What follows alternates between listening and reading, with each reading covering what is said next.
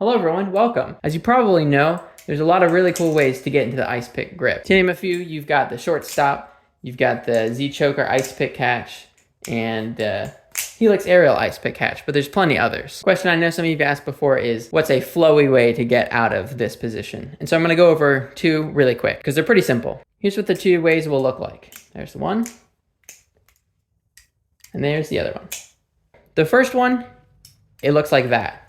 You've probably seen this one before. This one's nice because you can start with the blade either facing away from you or towards you. Doesn't really matter, except if it's facing away from you, you're definitely gonna get a clean wrist pass so the sharp side of the blade doesn't touch you. So how this works is it's pretty simple. You're basically gonna hold about halfway down on the handle. You don't wanna hold it too high, it'll make it harder. So hold about here, and you're gonna hold it right in like this U of your hand between like your thumb and your index, and you're just gonna drop it down and then rotate your wrist around to throw it into a thumb rollover. So what that looks like is you just drop down and rotate it like that.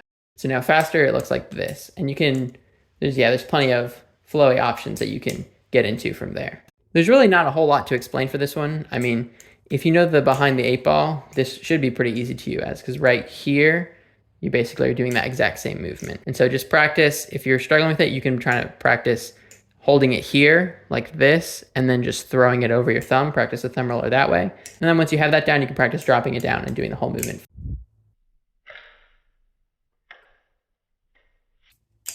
Okay, now the breakdown for how to do this second way.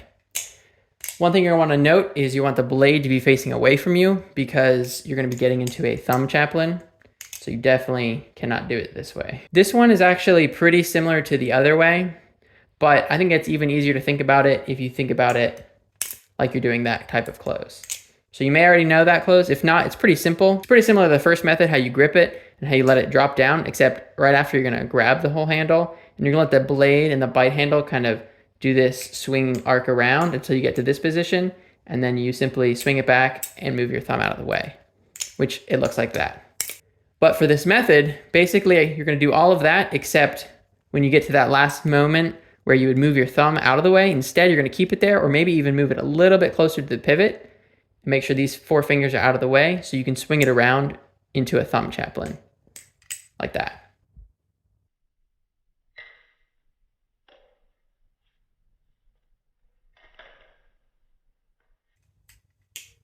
And now that you got those ways of getting out of the Icepick grip down, if you need a combo that ends with the Icepick grip, then you should definitely check this one out. It's got a ton of aerials, it's super fun, I think you're really gonna love it. The video on the screen will take you right to it. Thanks for watching.